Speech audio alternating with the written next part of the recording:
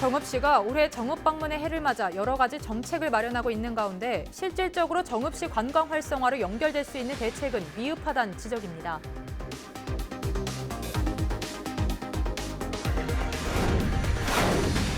김제 지역 곳곳에 과속 단속 카메라가 설치됐지만 이를 무시하는 차량은 여전한 것으로 나타났습니다. 김제 전통시장 사거리는 노인교통사고가 전라북도에서 가장 잦은 것으로 알려졌습니다. 순창고추장 민속마을 주민들이 양산화 과정을 도입하지 않고 전통 장류기법을 고집하며 고추장과 된장을 만들고 있습니다. 힘든 제조법을 고수하고 있는 재래식기법에 세계인들의 관심이 높아지고 있습니다.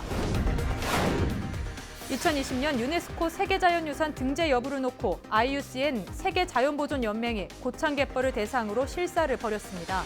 전문가들은 갯벌 생태계를 위협하는 해양 쓰레기와 같은 요소를 집중적으로 점검했습니다.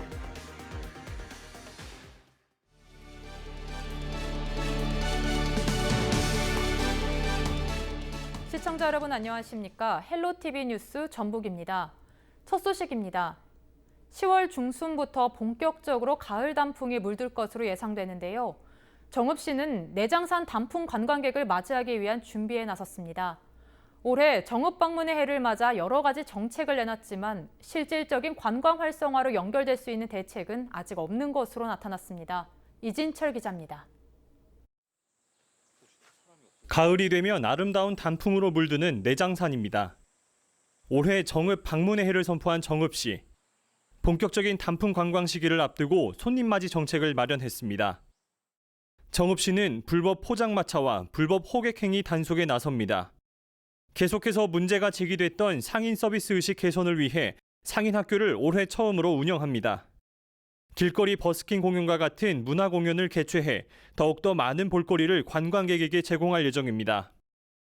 하지만 이번 정책으로 그동안 계속 문제가 제기됐던 관광객 편중 현상을 해결하기는 어려워 보입니다. 2018년 정읍시 주요 관광지 전체 관광객 수는 120여만 명입니다. 이 가운데 82%인 100만여 명이 내장산을 방문한 것으로 나타났습니다.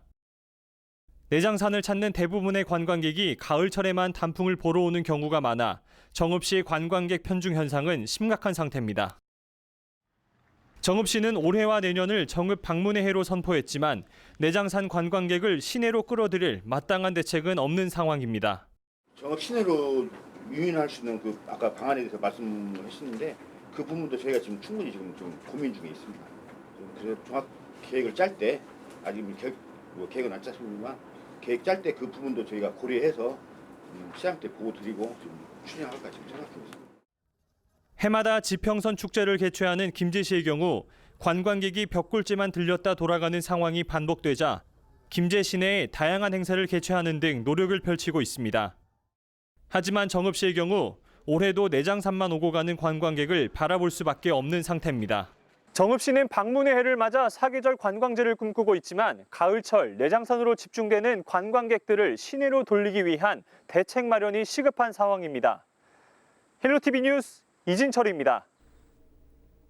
김제시 지평선로 성덕면 구간의 경우 과속 단속 카메라를 설치했지만 이를 무시하는 차량은 여전한 것으로 나타났습니다.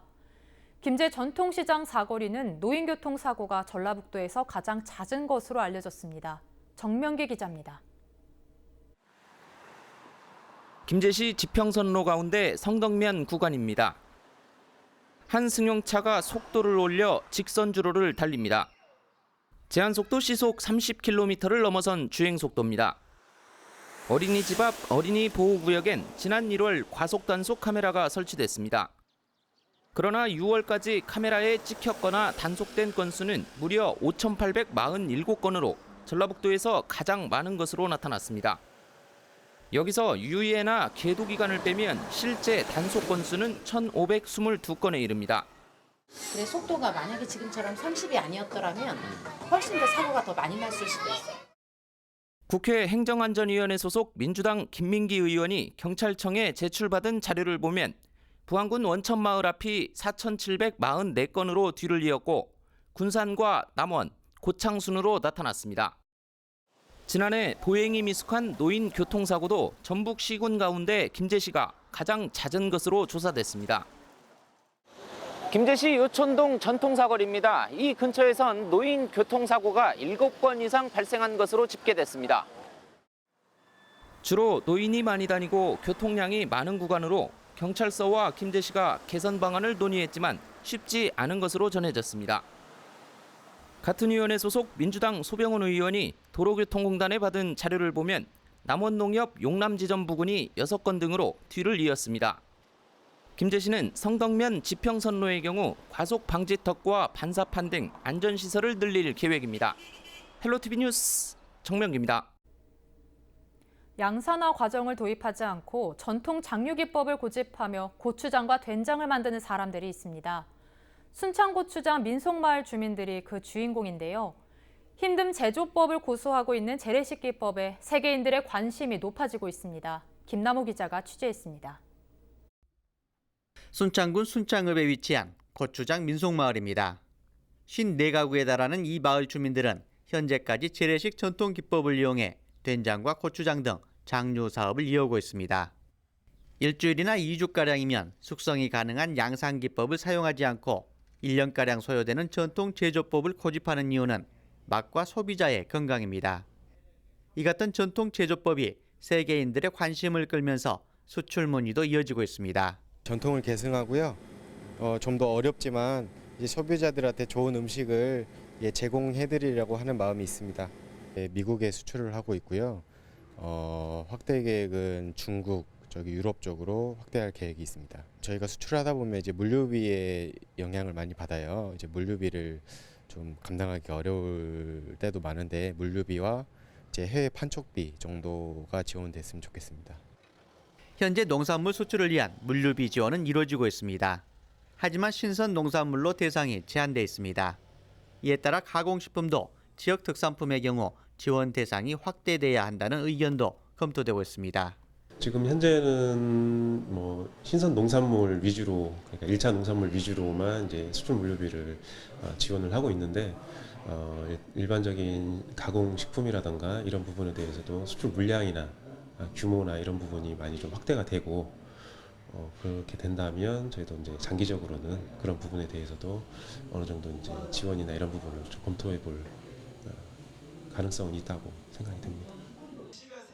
순창군은 오는 18일부터 열리는 순창 장류축제에 방문하는 외국인들을 대상으로 순창 장류식품의 우수성을 알리는 프로그램을 진행할 예정입니다.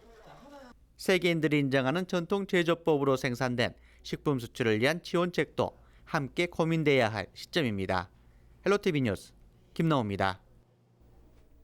2020년 유네스코 세계자연유산 등재 여부를 놓고 IUCN 세계자연보존연맹이 고창갯벌을 대상으로 실사를 벌였습니다. 전문가들은 갯벌 생태계를 위협하는 해양 쓰레기와 같은 요소를 집중적으로 점검했고 특히 해안을 따라 모래나 조개껍질 등이 쌓여 만들어진 언덕 쉐니어에 특별한 관심을 보였다고 전라북도는 전했습니다. 세계자연보존연맹은 최종 평가 결과를 2020년 중국에서 열리는 유네스코 세계유산위원회에서 보고할 예정입니다. 정읍시가 무성서원 유네스코 세계유산 등재 기념식과 축하 공연을 개최합니다. 무성서원 세계유산 등재 기념식은 11일 무성서원 일원에서 세계유산 등재 표지석 제막식 등이 진행될 예정입니다. 이번 행사는 지난 7월 제43차 세계유산위원회에서 무성서원이 유네스코 세계유산에 등재된 것을 기념하기 위해 기획됐습니다. 유진섭 정읍시장은 무성서원과 지역 내 다양한 문화자원을 연계해 지역 발전의 동력으로 활용하겠다고 밝혔습니다.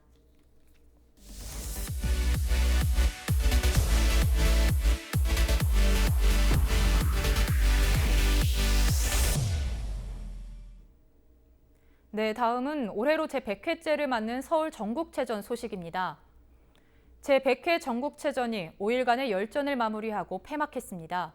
오는 15일부터는 전국 장애인체전이 열리는데요. 체전을 보다 색다르게 즐길 수 있는 곳이 있습니다. VR로 즐기는 전국체전, 이지훈 기자가 현장에 다녀왔습니다. 울퉁불퉁 산길을 빠른 속도로 내달립니다. 전국체전 정식 종목 중 하나인 MTB. VR 기기만 착용하면 누구나 MTB 선수가 될 수 있습니다. 자, 이제 조금 더 빨라질게요. 네, 네, 실제 하는 것처럼 실감나서 좀 무섭긴 했는데 재밌었어요. 시원스럽게 물살을 가르는 웨이크보드. 물 위의 작은 움직임에서부터 뺨을 스치는 바람, 아찔한 속도감까지 실감나게 체험해봅니다. 가상현실이 아니라 현실 같아요. 이런 걸 보면서 앞으로 과학기술이 발전하면 엄청난 새로운 세상이 올 텐데 한 발 한 발 조심조심. 떨어지는 거야.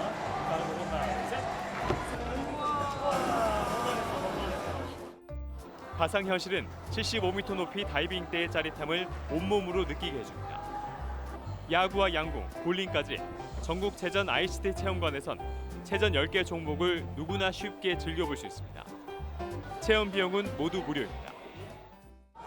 전국 체전 ICT 체험관은 체전 폐막 후 잠시 휴관하다 오는 15일부터 19일까지 이곳 잠실 종합운동장에서 다시 문을 엽니다.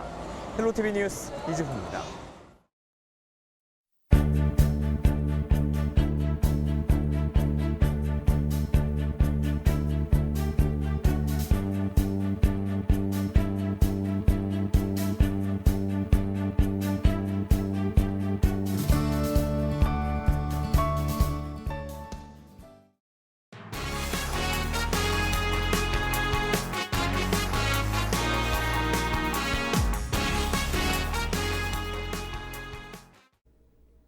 부안군 위도 위령탑에서 서해 회류 사고 26주기 위령제를 지냈습니다. 위령제는 유가족과 주민 등이 참석한 가운데 진행됐습니다. 서해 회류 사고는 지난 1993년 10월 10일 탑승객 292명을 태운 서해 회류호가 침몰하면서 발생했습니다. 희생자들을 추모하기 위해 사고 해역을 정면으로 바라보는 위령탑을 건립해 매년 10월 10일 위령제가 열리고 있습니다. 부안군이 농어촌 버스 운전기사의 사기 진작과 친절 서비스 향상을 위해 운전기사에게 제복을 제공합니다. 부안군은 불칠전과 폭언, 난폭 운전 등 버스 이용객의 불만 사항이 증가하면서 버스업계 노사 대표자와 간담회를 개최했습니다. 간담회를 통해 깔끔한 제복 착용을 통한 친절 서비스 제공을 위해 전체 운전기사에 대한 제복 지급을 결정했습니다. 부안군은 운수 종사자 승객 응대 태도 개선을 위해 불편사항 사례, 안전운행 기본 교육 등을 담은 교육 자료를 만들어 자체 교육을 실시할 계획입니다.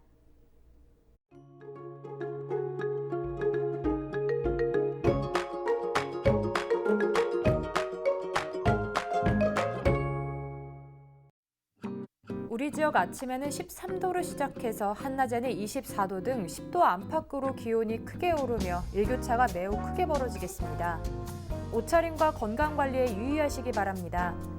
외출 시 약간 두툼한 겉옷만 챙겨주신다면 공기도 깨끗해서 활동하기 무난하겠습니다. 주간 날씨입니다. 주말까지 낮 기온은 22도 선에 머물면서 선선하겠습니다. 당분간 맑고 일교차가 큰 가을 날씨가 계속되겠습니다. 바다 날씨입니다. 바다의 물결은 0.5m에서 1m로 다소 잔잔하게 일겠습니다. 전국 날씨입니다. 제19호 태풍 하기비스는 현재 괌 인근 해상을 지나고 있는데요. 주말에 일본을 관통할 것으로 보입니다. 한반도는 직접적인 영향은 없겠지만 해상을 중심으로 바람이 무척 강하게 불고 또 물결도 높게 일 것으로 보입니다.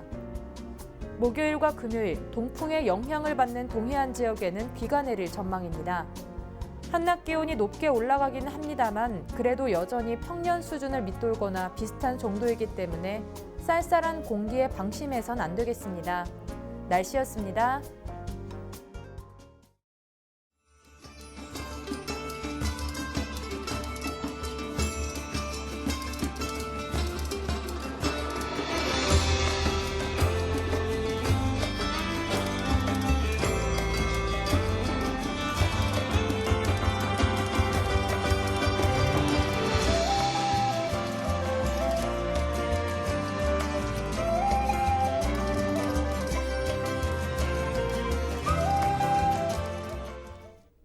이상으로 뉴스를 마칩니다. 저희는 언제나 지역 주민 여러분 곁에 있겠습니다. 고맙습니다.